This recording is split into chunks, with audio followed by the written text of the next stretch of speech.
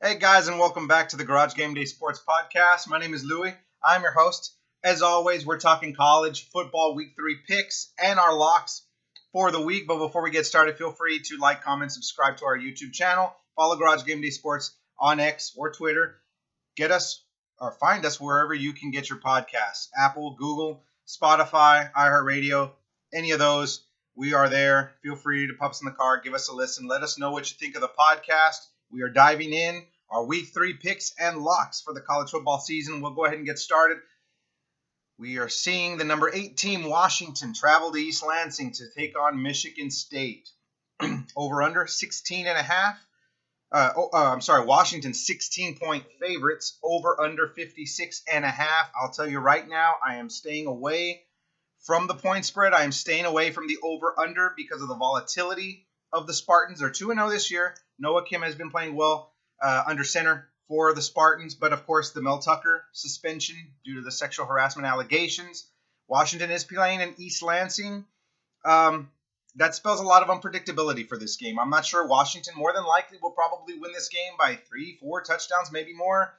Well, Michigan State could also clip them or play them very close. This 16.5 point spread just kind of sits right in the middle of those two scenarios, so I'm going to avoid it as far as my locks go. But I do like Washington in this game. Just that offense. Michael Penix setting the world on fire, setting the Pac-12 on fire. He's got those trio. That wide receiver trio, Roma Dunze, Jalen McMillan, Jalen Polk, making big things happen for the Huskies. And, of course, that defense did smother Boise State, holding them to just 19 points. They were on cruise control against Tulsa, only allowed 10. So I do like the defense. I don't think they give up too much to Michigan State. But with this over-under sitting around the mid to high 50s, I'm staying away from that as well. I do like Washington 38-21 in this game. I think Penix has another Heisman-like performance on the road against an unpredictable opponent. I think he put up probably 2 or 3 touchdowns through the air, and Washington closes it out. I like them to go 38-21 Huskies. No locks, once again. But I've got a lock in this next game. Number 11, Tennessee going to the Swamp to take on Florida. Give me the Volunteers. -6. Tennessee is a 6-point favorite. Over under sitting at 58.5 right now at Caesars. The Volunteers really have lacked the explosiveness we saw last year. Of course, with Hendon Hooker, Jalen Hyatt, Cedric Tillman, Tennessee hasn't quite found that gear yet. And they sure as heck didn't find it last week against Austin Peay. 30-13. They did not look impressive at all. And neither really has Florida. Of course, they sputtered, in Rice Eccles against Utah in week 1. Utah without Cam Rising really handled Florida, overwhelmed them. But I just think it's a dangerous trip for Josh Heupel and crew for Tennessee. They haven't won in Gainesville since 2003. So I think that may play into this line. I think it's a little short for Tennessee. That's why I'm taking Tennessee -6. I think the Gators are going to want to slow things down and really drag Tennessee into the mud and try to play their game. Florida will not want to get into a shootout with Tennessee. I think Tennessee has the firepower. Joe Milton's got the arm. I think they will handle Florida easily if it turns into a shootout. If it turns into a grind it, take the air out of the ball and really slow it down. I still like Tennessee, and I still like them to cover in either sense. Florida's not going to score a lot of points either way, so I'm getting less than a touchdown here. I do like Tennessee, so give me the Volunteers -6. My pick, 31-17, Tennessee to win. That easily covers the 6. And my first lock of the day, Tennessee -6 in Florida. Another SEC matchup. Another tough one. The 14th ranked LSU Tigers taking on Mississippi State. Going to Mississippi State. The Bulldogs did not look impressive last week. They did not look good against Arizona. 4 red zone trips against the Wildcats resulted in only 10 points for Will Rogers and crew. So they needed overtime to put away an average to below average Arizona team. So I did not like what I saw from Mississippi State. And LSU handled Grambling, so take that with a grain of salt. And if you're going back to the last, good opponent, of course, that was the Florida State game where they opened up a can in the second half and dropped 45 on the Tigers. I don't think LSU's defense is that vulnerable here against Mississippi State. I know you got a pretty good quarterback in Will Rogers, and Jaden Daniels is LSU's great quarterback. I think the two of them are near the top or at the top of the SEC pecking order, but not by any means in the top 10 or top 15, maybe not even in the top 20 college quarterbacks across the country, but definitely a top quarterback matchup in the SEC. I don't think LSU secondary is that vulnerable here. I do like LSU to win. I've got 35-21. Just too much offense for LSU. They've got playmakers. They've got Thomas. They've got Neighbors at wide receiver. And the Bulldogs, I just still need to see more of them. I know they're at home and they're catching points. LSU's a 9.5-point favorite. I don't think I touched up on that. Over under at 54.5.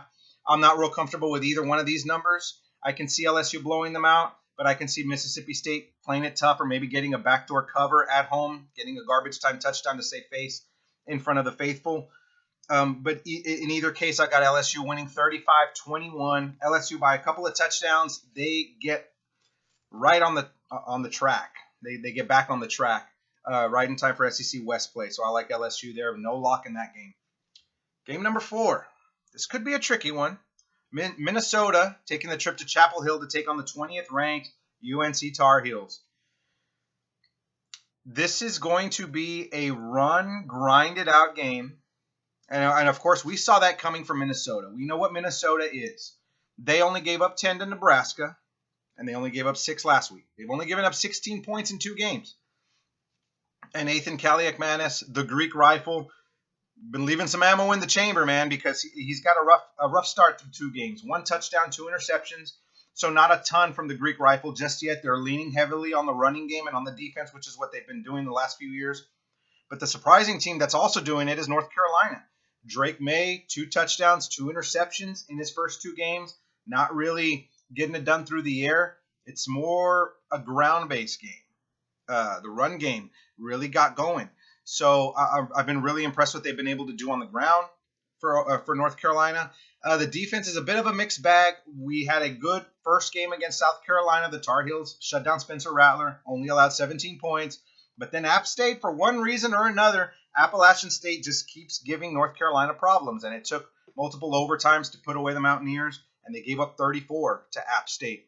So I'm not totally sold on that defense, but Minnesota's offensive efficiencies help me feel better about this game for North Carolina. Carolina, 7 and a hook favorites, 7.5-point favorites. So that's a little more than a touchdown. So you're going to need more than that touchdown, which makes me weary of betting North Carolina. If I could get that at 6.5 or maybe 7, I'd be more inclined to take the Tar Heels. But at that 7.5 number, kind of pushes me away, so I'm not going to lock it up.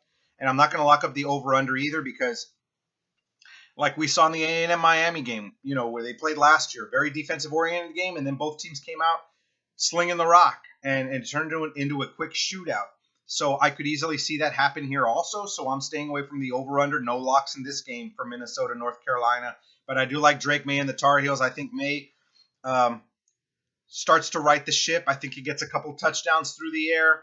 I think North Carolina wins 28-17.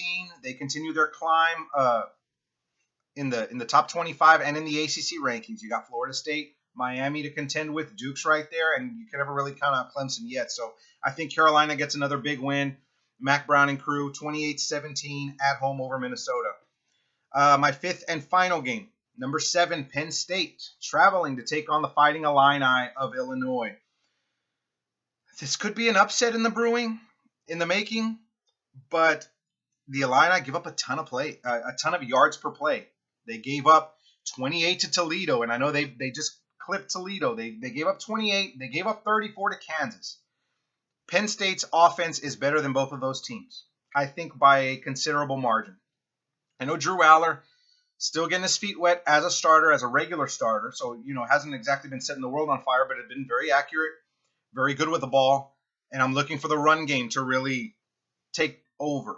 I like Nick Singleton, Katron Allen. I think they run the ball. This is a run-heavy game. I think Aller's able to mix in throws here and there to make big plays on that Illinois defense and that secondary. I think they're very prone to the big play.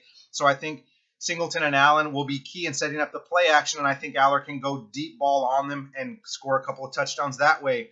I also like Penn State's defense. I think they can pick off Luke Altmaier and this Illinois offense. I think they can generate multiple turnovers, maybe short fields.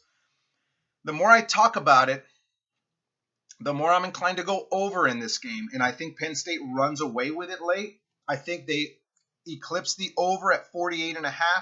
Penn State at 14.5 is a little high for a road game. There's still some volatility there with Illinois, and Luke Altmaier is a more than capable quarterback that could keep them in the game or snatch a vulture touchdown in the fourth quarter, to snatch the point spread away. So I'm staying away from that, but give me Penn State, Illinois over 48.5. I think they combine for 61. I like Penn State 41, Illinois 20.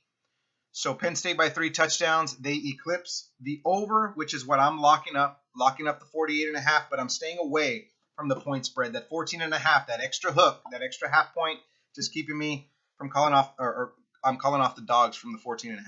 So to recap, well, now I'm going into my locks. I've got 2 of my 6 locks I've already talked about. We looked at Tennessee, -6 in the swamp against Florida. Penn State, Illinois, over 48.5. Let's dive into the other 4 picks because I do my pick 6 locks. We were 4-2, by the way, last week. I wanted to point that out. We were 2-3 in week 0, 4-2 in week 1, 4-2 in week 2. So that's a total of 10-7. So not too bad. Hey, some pundits and some experts across the board are batting less than 500 right now. A lot of people are under 500. So we're doing okay for ourselves. 10-7 on the year. I will not complain. We hope to improve that batting average this week. So my lock number 3, Northwestern and Duke, under 48.5. Northwestern is awful on offense. They scored a whopping 7 points against Rutgers, and you could make a case that they could have gotten shut out by Rutgers. They scored 38 on UTEP. I know UTEP is one of the worst teams in the FBS right now. So I'm not putting too much stock into that one because UTEP is horrible too. What I'm looking at, though, is Duke's defense and Riley Leonard. Riley Leonard can make plays with the arm. He can make plays with his legs. We'll see if he gets any homework assignments in on time this week. Shout out to the professor that kept him humble against Clemson. But Duke's defense, holding Clemson to 7. They've only allowed a couple touchdowns on the year. So I really like Duke's defense, and I like Riley Leonard's ability to improvise, make plays with his arms, make plays with his legs, and extend drives. I think Duke can get a couple of long, sustained drives that'll suck the air out of the ball, take time off the clock, and then Duke's defense, I think, will smother Northwestern. I don't think they're going to score a ton of points here. So Duke, Northwestern, give me the under 48.5. If I had to just throw a number out right now, give me like 28-10 or 31-7, something like that. So it's pretty comfortable under the 48.5. And what I try and do is I use my knowledge and kind of give myself some scoring, give myself some predictions, some loose numbers. I throw out some numbers, and if I'm well below the under, which I am in this case, I will heavily consider a lock here, and that's what I did. When I'm looking at the point total, my prediction, I'm about 10 points short of the under. So that's a surefire way of coming up with some of my locks. So give me Duke Northwestern under 48.5. We're going to swing the other way now. Red Rover, please give me the over. Oklahoma, Tulsa, over 59.5. I know Oklahoma only scored 28 on SMU. SMU is a very good G5 team, soon to be ACC team. But the Mustangs knew how to grind out that game. They kept it close with Oklahoma, and I know Oklahoma had 2 fourth-quarter touchdowns, which kind of, diluted that game and probably is a reason why this over is as low as it is. Tulsa's awful, okay? Tulsa gave up 43 to Washington.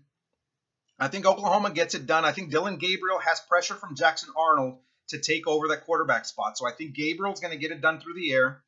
And if he was ineffective, or Oklahoma builds a big lead and Jackson Arnold comes in anyway, he can easily run up the score too. So I don't think it's going to be a case of Oklahoma pulls away, backup quarterback comes in, the offense stalls, and the over doesn't hit. Jackson Arnold is just as capable and probably even more capable of scoring than Dylan Gabriel, the incumbent quarterback. In either case, give me 59.5. OU is going to drop some points here. I believe that coming off the disappointing effort against SMU. So I think Oklahoma, Tulsa, over 59.5. Look for the lion's share of that to be the Sooners. Alabama, -33 at South Florida. Alabama going to be pissed after last week, okay? The Tide are going to be very upset. That secondary got exposed. The defensive and offensive lines got pushed around. There was penalties. There was very undisciplined and dumb penalties. And Nick Saban was ripping his hair out and probably chewed out more than a few players at halftime and after the game. I think Bama's going to have a chip on their shoulder. They're going to run up the score on South Florida. Poor Bulls, because Alabama's going to be the one that's seeing red right now, because South Florida has given up 65 points through 2 games. And Alabama, I've been hearing rumblings. I'm not sure if this is true, that they're making a change from Jalen Milroe to Tyler Buckner. Buckner could be taking over at quarterback. He's more of a passing quarterback. Of course, him and Tommy Rees both come from Notre Dame. He may be getting his shot here, which is kind of unfair because Milroe had his rehearsal against Texas, while Milroe may be coming in and just carving up the South Florida defense. But I like Alabama. I think with Buckner, they have a better shot at sustaining drives. You have more consistency. I think the deep ball will be there. He's probably more accurate throwing the deep ball than Jalen Milroe. And while the elusiveness and the improvisation skills may not be there, I do like Alabama to run up the score here. I think they're going to get plenty of work in, and I think even the backups will score as they get ready for SEC play. But they're going to be pissed from last week. So I really like them to cover the 33. Give me the Tide. Lay the points. And Kansas State -4 at Missouri. Missouri struggled against Middle Tennessee State. Okay, they only beat them by a touchdown. Kansas State pummeled Troy, a pretty good Sun Belt team. They beat them 42-13. I really like Will Howard. I like the run game for Kansas State. I know they're going on the road. 4 is kind of a small number. I think Missouri's kind of limping into this game, after last week's letdown, and Kansas State feeling themselves, after the big win against Troy. So give me Kansas State, lay the 4 points on the Wildcats. So those are my 6 locks. Tennessee -6 at Florida. Penn State, Illinois over. The Northwestern Duke under. OU Tulsa over 59.5. Alabama -33. Kansas State -4. Those are my week 3 locks. I already gave you my week 3 picks. It should be a very interesting college football weekend. I look forward to it. Once again, you can find Garage Game Day Sports on YouTube, Twitter. You can find us on TikTok. We post some funny stuff, some sports stuff. So you check it out. I think you'll like it. We love college football. We hope you guys too. Let us know, any questions you got. Shoot us any questions. We're going to do a mailbag episode here in the coming episodes. Let us know what you think of the podcast, what you want us to talk about, what we're right on, what we're wrong on. So we love to hear any and all feedback. Let us know. It should be an awesome college football Saturday. Very much looking forward to week 3, because on these quiet weekends, somebody going to get got. A ranked team is going to go down this week. I'm not sure who it's going to be, but these quiet weekends, there's always fireworks. So we'll keep it posted. So we will see you guys next time for the Garage Game Day Sports podcast. Louis, signing off. See you guys next time.